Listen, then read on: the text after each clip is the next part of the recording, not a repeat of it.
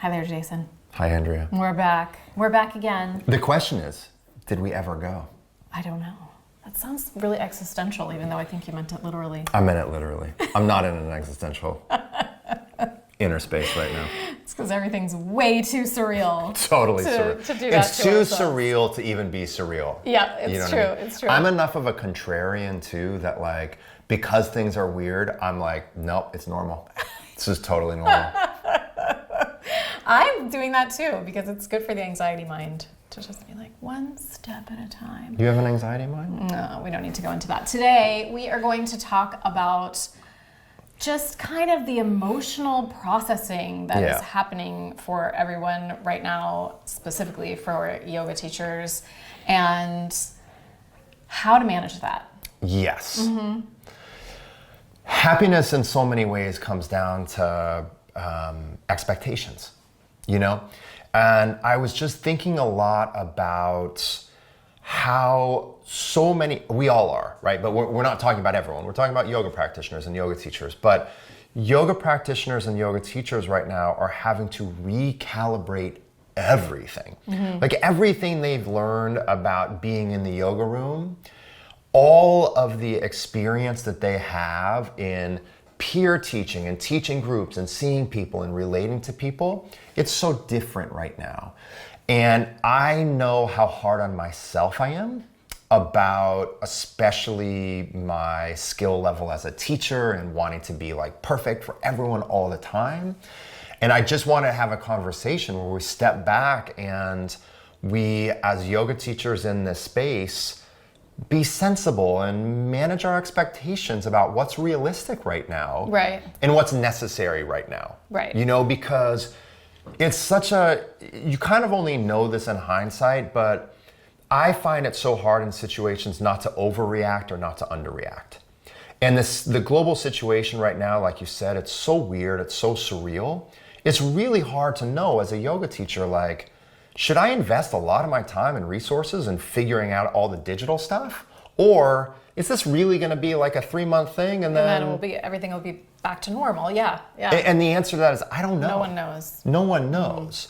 I think you and I are a little bit more invested in the long haul of continuing to convert things into the digital or the online landscape, only because we've grown tired of all the travel. Yep. So it's this kind of it's a business reorganization in a lot of ways. But one of the things that I just want everyone to know, like especially all yoga teachers, is we're all out of our comfort zone. Mm-hmm. You know? So that's the first thing to manage with your expectations right now is don't expect to be comfortable. Not right away. Right. No, feeling the discomfort and just being okay with the discomfort is being okay. Well, we talked about beneficial right now. We talked about that on episode 1. I referenced the Jon Kabat-Zinn book, Full Catastrophe Living. Yoga is not asking us to be comfortable. It's asking us to be skillful in the presence of discomfort, right? I mean, it's nice to be comfortable too, right? But the point is like, I don't want us as a community of teachers to feel like we should have everything figured out and we should totally be comfortable. And because we're a yoga teacher and we did a yoga teacher training, that we should feel perfect and grounded and sane and we're gonna look all polished all the time. Right. It's just not appropriate. And even if someone pulls it off, you know what I mean? Like even if someone's like, wait, how'd they get their hair cut? And they must have. You're obsessed with your haircut right now. I'm totally obsessed with my haircut. I'm gonna cut his hair, by the way. Oh it's gonna be amazing. He totally doesn't trust me. It's really, okay, that is a topic for another episode. Here's the question. Could we do a live stream of you cutting my hair and could we charge for it? We could if we donate to charity. I don't want to donate to charity. We already donate to charity. I know. Okay. But anyways, the expectation, I am totally kidding. Okay. Like at minute 4:36, he says he doesn't donate to charity. Okay. Bottom line, stuff is difficult right now. Do your best. Right. And don't worry. So, okay, I want to say 2 things that came up for me when you said that. One is one of the things that came up with this group of, actually it was all women meditation, this group of women who I led in meditation last week was a few teachers said, gosh, I didn't realize I needed this time and this sense of community, because I've been feeling so much like I need to take care of my students and that they're having such a hard time that I haven't, I've been in that yoga teacher role of like, I've got it figured out and I'm sort of the lifestyle guru and I can help you. And she just realized like she was really hurting, but she was kind of pushing it to the side. Yeah. And then another thing that was brought up, which I thought was really interesting, was just feeling some guilt about feeling sad right now. There's another person who said, nothing like terrible has happened to me right now, and et cetera, and yet I'm incredibly sad, and I feel guilty about feeling sad, which I thought was just really interesting. I was listening to a psychiatrist talking online about this exact thing and saying, look, just because other people might have it worse than you, doesn't mean that in any way you need to diminish the reality of your feelings. Yeah. And I feel like this happens so much in the yoga world is, hopefully as yoga teachers, we're reasonably empathic. Is it empathic or empathetic? I say empathic. Okay, empathic. It's sympathetic and empathic, but I believe that you can say it. And you don't want to get me started on grammar questions. Anyway. Okay. Hopefully we're empathic. And hopefully we're not like an insane person that feels like just because you do yoga, you should feel like $1 million 100% of the time. Like that's an insane that you can't do. It's so ironic, right? To like want to be empathic, but then to stomp on your own feelings if they come up. Like, no, I have it all figured out. I can't feel. Yeah. You're allowed to grieve. You're allowed to feel sad. Yeah. You don't have to like bring it to your students and into the space, but those are all very normal things to feel. Right? Another thing where we have to manage our expectations is the quality and the consistency of the online classes. And what I mean by that is like I hold myself to a super high level of expectation. I hold students to a high level of expectation. I think people thrive when they're supported, but also they have expectations. At the same time, we're not producers.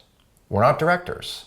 We're not professional gaffers. Not everyone has like the best webcam. Not everyone has the best audio setup. Not everyone has like the perfect room with the perfect light. So especially right now when you are teaching online, when you're especially via Zoom, there are some basic tech things that we're going to talk about in another episode that can help that can somewhat raise the standard of production. But it's a cliche phrase, but perfection is the enemy of good. All we have to do right now is be good and sincere. You know what I mean? And to not think like, oh, I have to look good and the lighting has to be perfect, and they have to see, like when I do down dog, they have to see my foot and they have to see my sitting bone and they have to see the tip of my toe. It's just like, and even I'm sure women feel like the outfits. You feel like you have to have like the right, men too. Yeah. I've been wearing my formal attire for these episodes. Yeah. Yes, this is your formal attire. It's my formal. It's easier for the mic. Yeah. So no, I agree. I think it's really easy to get caught up in feeling like what you're doing is either not good enough or even is like borderline disaster, right? I mean, totally. It's such a strange, things freeze up on Zoom. I mean, they change the way they're doing things every week. So then you have to let people in, or then they need a password or whatever it is. And so yes, know that students right now are going to be very patient. So patient. They understand. I think another thing to consider is, what is the most important thing that's happening when you are teaching a yoga class? The most important thing that's happening when you are teaching a yoga class is that people are doing yoga. You're not the most important thing that's happening. Yeah. You aren't doing the yoga for them. You are facilitating the experience. So it's another one of these moments where we just have to, in some way, especially as teachers, just take ourselves a little bit out of the role. Like, let ourselves have a backseat. Like, we have to remind ourselves it's not all about us. in our lighting and our sound and the look of our room and kind of the angle of the camera. Again, there's some ways to up-level that, but for the most part, the thing that you're helping people do is be in their body and focus on themselves. Yep. So we have to step out of that role of like total myopic focus. I remember as a yoga teacher, I don't remember how many years, I remember years and years into being a yoga teacher, leaving class and thinking, oh my God, I think for the first time in my life, I wasn't thinking about myself the whole time when I was teaching this class and whether or not people liked it. Yeah. You know what I mean? Yeah. And it's one of these things of when we're outside of our comfort zone again, just kind of managing that expectation that it's up to us to make sure someone has a perfect class and a perfect experience. It isn't. Right. It's up to them. It's up to the practitioner to actually experience the depth of the teaching by doing their own practice. You know, it's such a key component to remember. Yeah, it's sort of like getting out of your own way and big time. Kind of saying to your ego, like, it's okay, ego, but you can go over here right now. You can wait in the back. Yeah. You can wait in the back of the room. Can I bring up another thing that's just different where we have to, as teachers, just really think through our experience? It's really strange. Like, this is something it's kind of dawning on me.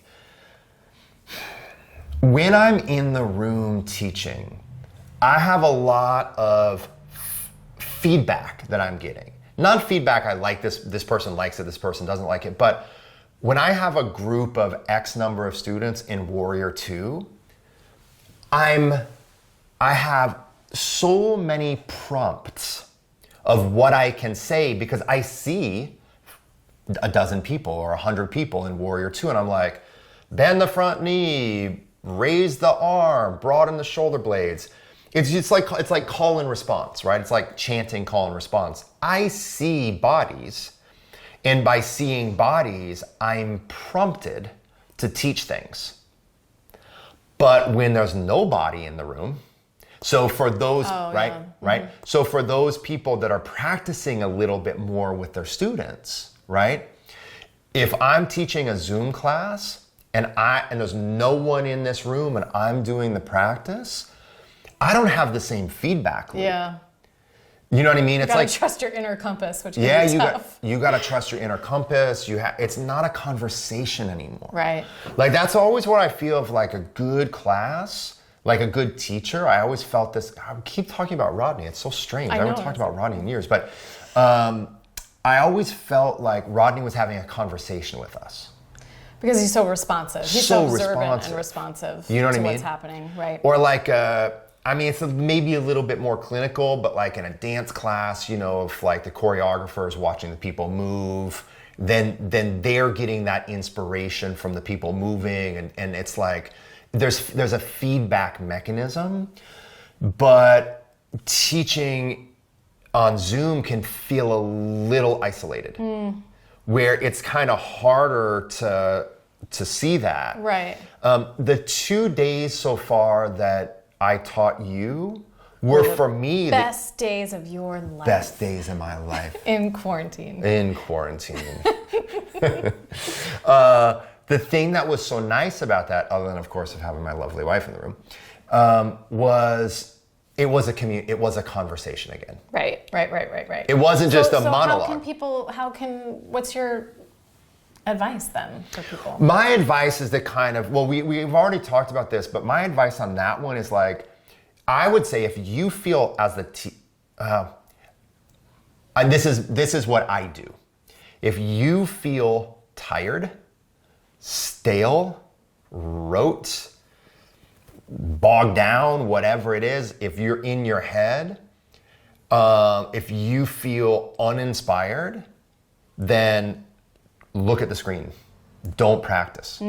Sit in front of the screen and say, hey everyone, today I want to teach you X, Y, and Z. We're going to focus on this. We're going to have a really nice all-around practice. Instead of moving with you today, I'm going to watch you and give you a little bit more verbal cueing. So if you want me to give you some direction or the possibility of giving you some direction, make sure you set your camera in a way that I can see you. If you want a little bit more privacy, go ahead and turn that camera off today. Oh, that's smart. Yeah, that's really smart. because then I can be like, okay, you know, Peter and Wendy are there, and you know, Peter. Okay, I can either say, Peter, bend the front knee more, or I can say, okay, everyone, bend the front knee a little bit more. Right. You don't necessarily. It's that. Just like when you're in the room. Yeah. Then there's that feedback. Now, if I'm feeling amazing, which I'm almost always feeling amazing. I don't even know what not feeling tired would be like anymore. I know. Okay. It happens. I mean, I know what feeling tired is, and I know what feeling anxious is. But that's a topic for another episode. Very good. But if I'm feeling really great, no, in all sincerity, like, if I'm feeling really good and I'm in my body and I want to practice, I'm going to do it with the group right now. But if I'm feeling like, man, I don't feel like talking to myself for 60 minutes and hoping that it makes sense to someone, if I need a more didactic experience, that's when I'm sitting and watching. I think that's such good advice. I really do. Yeah. And I want to kind of end with a thought that I had, which is that allow this time to be a period of growth in your teaching. And what I mean by that is not like, you know, that you have to force yourself to grow, but what I mean is allow it. If it's difficult, instead of railing against it or instead of picking on yourself, just say to yourself, this is hard. Yeah. I'm not in my comfort zone, but I'm probably growing, because I can guarantee that you are. When you're doing things that are challenging, when you're doing things that are new, when you're doing things that are uncomfortable, you're learning. You just are. Yeah. That's the nature of it. Can I give a quick example of this? Sure. So I did my 100-hour London teacher training module online. Right. In a really compressed, intense, it was really quick very turnaround. last minute decision because it was right at the beginning of the virus. Anyway, we didn't. So I've been teaching for a long time. Most of teaching for a long time is good, but there are some bad things about teaching for a long time. Being a long-time yoga teacher, I get stuck in my personality. I get stuck in my patterns. I kind of pigeonhole myself. I get stuck in a routine. The longer you do something some way, the harder it is to do that thing any other way. But because I was so out of my comfort zone, and I'm relatively comfortable teaching digitally because I've taught digitally for a long time, but it was so different and new that there were a lot of things that I taught that on the inside, on some ways, I always wanted to teach, but when I'm actually teaching in a group, I kind of get scared. You know, so like longer meditations, yoga nidra, a bunch of different pranayama techniques. I did a bunch of readings. Like, I haven't picked up a Kindle and done a bleeping reading in a public class. I would never do that in a public class. You were kind of inspired. I was totally inspired, but I was also like, because I was out of my comfort zone, I was like, well, whatever, I'm just gonna go ahead and give this reading now.